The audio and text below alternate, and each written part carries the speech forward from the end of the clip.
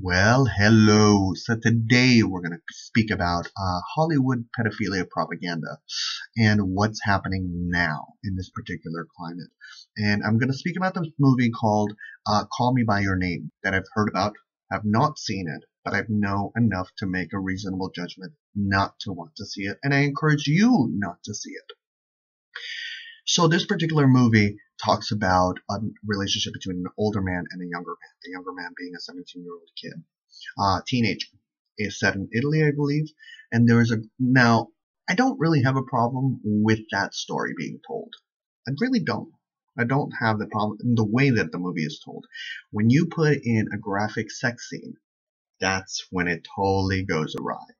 I think that when you materialize those elements within an adult and a child on a visual format, it's just horrible. I think that people in Hollywood understand the secret. They know how that works. And by the secret, it's the whole, visualize, attract, create into your manifestation of life. So they know that when they're showing that image of that older man and that younger kid doing it, that's going to resonate into the world and manifest that energy into the world. Now, also, the whole story was like how it gets messy and what I've heard of reviews, the relationship between an older person and a younger person was like, it's a child. Hello, come on, it's not brain surgery. Like, and I think to a certain degree, yeah, definitely that story needs to be told because there's people that don't understand those things and people that need to be reminded and understood that a relationship between an older person and a child is just not going to work because that's a child and they're on a whole different level mindset than an adult. And in a sexual relationship and in a romantic relationship, there's other elements that are involved and it just gets really, really messy. And that's fine that story and I believe perhaps it has to be told, but in the way that it's told. And I think that visualizing a sexual scene between a minor and an adult is just anytime you sexualize a minor, I think it's just horrible because we're starting to erode at the foundation of what humanity is, and it's our innocence and our ability for creativity and our understanding without fear.